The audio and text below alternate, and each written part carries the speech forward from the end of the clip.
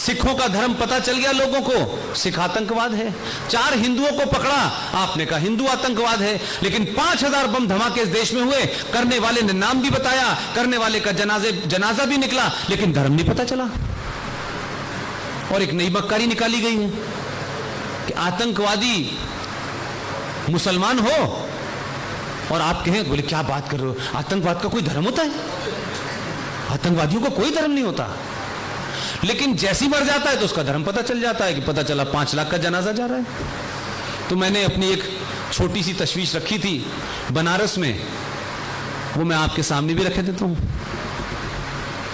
इस देश में हिंदू हो, मुसलमान हो, किसी धर्म का हो, अगर वो आतंकवादी है और पुलिस की गोली से मारा गया है, तो उस आतंकवादी को आप अपने शहर के कूड़ा घर में पेट्रोल डाल के आग लगा दें,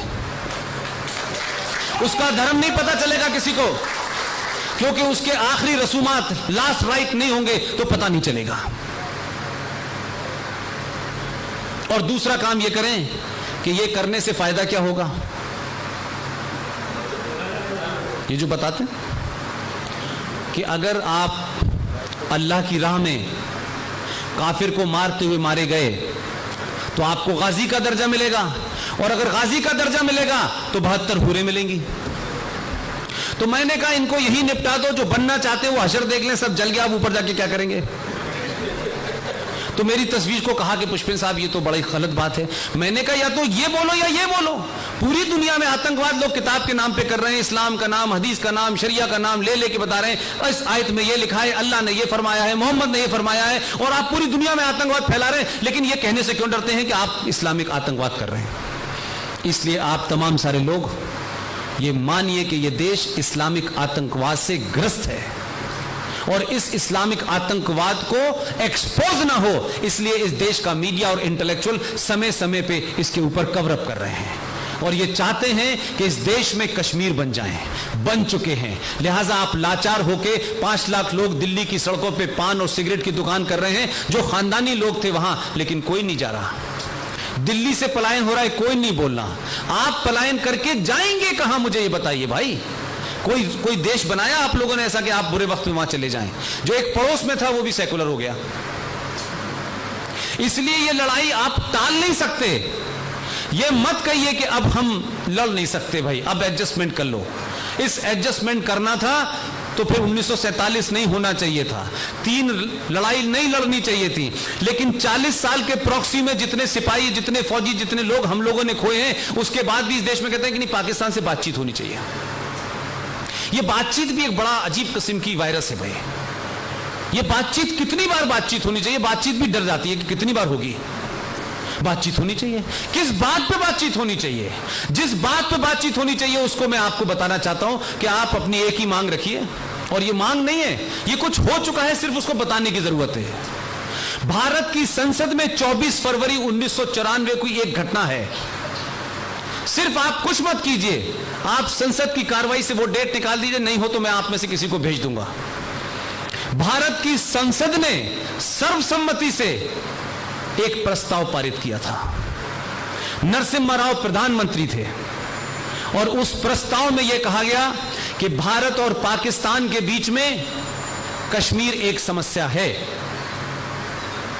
और समस्या सिर्फ इतनी है कि जो कश्मीर पाकिस्तान के पास है उसे वापस लेना है, और कोई समस्या नहीं है। यह प्रस्ताव पास करके ठंडे बस्ते में रख दिया गया। समाज को तो बोलना चाहिए था। कांग्रेस पार्टी के दौर में हुआ था, तो उस कांग्रेस से पूछो कि तुमने तो यह प्रस्ताव पास किया था, तो तुम तो संसद में भी झूठ बोले। अगर इस प्रस्ताव को 1994 से वो आज तक उस पर एक्शन ही नहीं हुआ, तो आप पब्लिक डिबेट में तो लाइए। सिर्फ इतना कहिए कि जो प्रस्ताव पास किया था उसको इंप्लीमेंट करिए भाई, तो लड़ाई का मैदान बदल जाएगा। फिर श्रीनगर, बारामूला, पुलवामा में नहीं होगी, फिर मीरपुर में होगा झगड़ा। और जब आप गेम के रूल बदल देंगे, खेल की जमीन बदल देंगे, तो मारने वाला भी उन्हीं का मरेगा और मरने वाला भी उन्हीं का मरेगा। उनकी समझ में आ जाएगा। लिहाजा बहुत कुछ और बोला जा सकता है, आप अपने शहर में चौकन्ने रहिए, लोगों के तार बहुत दूर तक जुड़े हुए हैं। अगर 2019 में अगर गलती से फिर बटन दब गया आप लोगों से, तो इस देश में ध्यान रखिएगा जो खुफिया जानकारी है लोगों के पास, सिविल वॉर की तैयारी की हुई है लोगों ने। लोग डेस्परेट हैं, लोग साबित करना चाहते हैं कि यह आदमी खतरनाक है। इंटेलेक्चुअल्स अपना काम कर रहे हैं, जो अंदर काम लोग कर रहे हैं वो बहुत खतरनाक हैं। ये ध्यान रखिएगा कि 23 तारीख के बाद ये मुल्क आपका है, आपको याद रखिएगा। इसको सिर्फ ये कह के मत छोड़ दीजिएगा कि आपने सरकार बना दी है, गृह मंत्री आपका है, प्रधानमंत्री ना ना ना ना। गृह मंत्री और प्रधानमंत्री के पीछे आपकी ताकत नहीं होगी, वो ताकत सड़कों पे दिखानी होगी, वो यूट्यूब पे नहीं दिखानी होगी। यूट्यूब का इस्तेमाल सिर्फ इतना ही कीजिए कि आप बैठे बैठे अमेरिका और पुर्तगाल तक अपनी बात भेज सकते हैं, लोगों को जगा सकते हैं, लेकिन सड़क पे जब दिन निकलेंगे ये ध्यान रखिएगा। ये चुनाव आप वोट किसी को दे, मैं फिर भी नहीं कुछ कहूंगा, लेकिन ये चुनाव पानीपत का चौथा युद्ध है। जो 3 युद्धों में गलती की है वो गलती ना हो आपसे, ये भी ध्यान रखिएगा। ये गलती 5 साल के लिए नहीं होगी, 5 साल के लिए नहीं होगी गलती। जिन लोगों ने 26/11 कराया था वो सत्ता में है इस वक्त आपके देश की। जिन लोगों ने कसाब को मैं कलावे के उस तुकाराम ने पकड़ा, इस देश को धन्य होना चाहिए उस पुलिस वाले का जिसने उसे जीवित पकड़ लिया। याद कीजिए, इसी देश की सबसे पुरानी पार्टी का उपाध्यक्ष अमेरिका के एम्बेसडर से जाके मिलता है और कहता है कि भारत को खतरा लश्कर तैयबा से नहीं है, आरएसएस के हिंदू आतंकवाद से है। ऐसा ही नहीं कहा गया, ये कोई टॉफी खाने मूंगफली खाने नहीं गए थे आप अमेरिकन एम्बेसी के अंदर।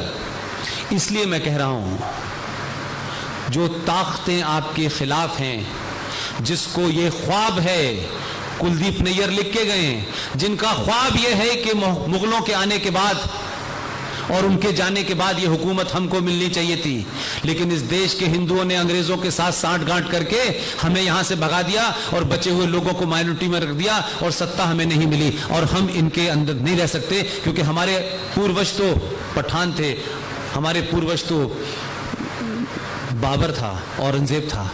उन लोगों की ख्वाहिश मरी नहीं है, और 70 साल में हमारी मूर्खताओं ने, हमारे नेताओं की बौनेपन ने बहादुरों को मार दिया और बौनों को आगे कर दिया। इसलिए समाज में बहादुर पैदा ही नहीं होते, क्योंकि हम अपने बहादुर को मार देते हैं, क्योंकि हमें अपने बहादुर से सब कुछ चाहिए। 4 साल में सब कुछ चाहिए भाई, लेकिन 70 साल में हमने कुछ नहीं पूछा कि एक एंटी कम्युनल वायलेंस बिल भी आने वाला था।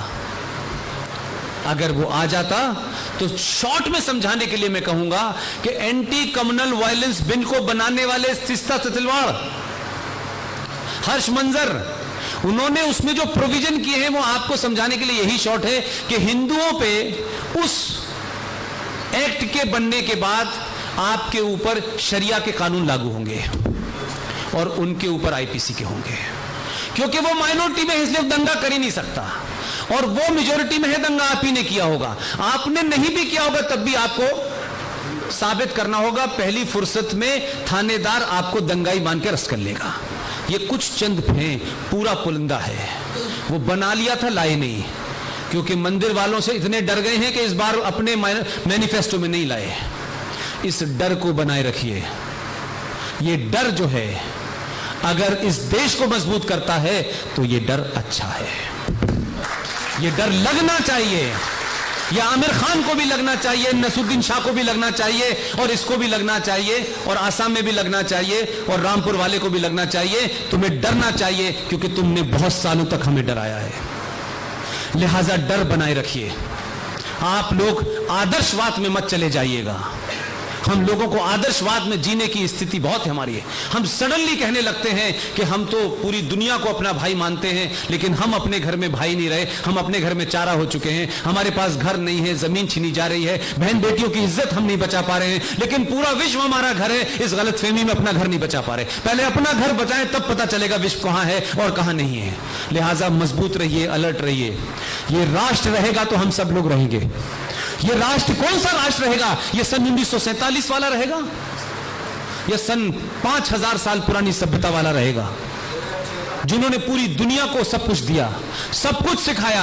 आप इतने बौने नहीं थे। ये महज इत्तेफाक है कि 700 साल की गुलामी ने और गुलाम लोगों ने और अंग्रेजों के दलालों ने इस देश में राजनीति की, जिसके चलते आज आप अपनी पहचान भूल गए हैं। और इसी पहचान को बताने के लिए इस प्रधानमंत्री ने अपनी पहली मन की बात में आपसे बात कन्वे करने की कोशिश की। मुझे नहीं पता कि आपने उसका क्या संज्ञान लिया नहीं लिया, लेकिन मैं जिस तरीके से सोचता हूं मैंने वो संज्ञान लिया और उसको कई बार कोट भी किया। पता है आपको? नहीं पता है। छोटी सी कहानी है, जल्दी सुना देता हूं।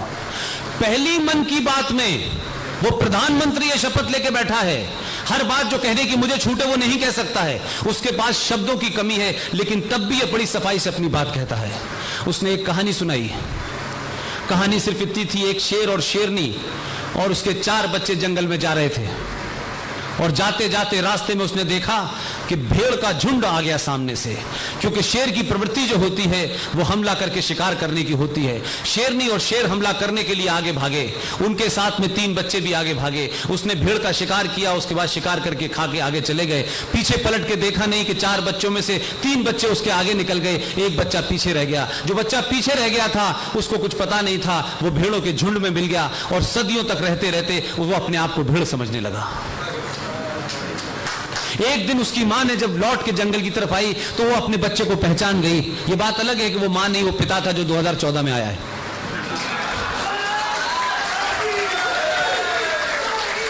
और उस आदमी ने, उस शेर ने जब अपने बच्चे को पहचाना कि ये मेरा बच्चा है, ये यहां भेड़ों के बीच में क्या कर रहा है, तो उसने शेरनी से कहा कि इसे एहसास कराओ जाकर के कि ये मेरा बच्चा है। उससे कहा तो वो शेर का बच्चा कहने लगा, नहीं मैं भेड़ हूं। कैसी बात, मैं भेड़ हूं, मैं शेरी नहीं हूं। उसको वो एक कुएं के पास ले गई, उसने अपना चेहरा दिखाया और उससे कहा तू अपना चेहरा देख, मेरा चेहरा तेरा चेहरा एक ही है। और ये कहने के बाद शेरनी ने बहुत जोर से दहाड़ लगाई। तो जब दहाड़ लगाई तो उसको एहसास हुआ कि मैं भी शेर हूं, और उसने भी फिर दहाड़ लगाई और कहा हां मैं तेरा बच्चा हूं, मैं सेकुलर नहीं हूं।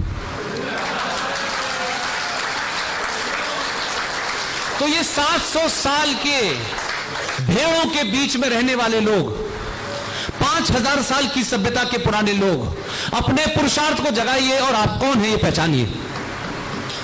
और ये भी समझिए कि इस 700 साल में इन बौने लोगों ने आपको यह एहसास करा दिया है कि आपके पूर्वज गुलाम थे, उनके पूर्वज गुलाम थे। आप हैं क्या?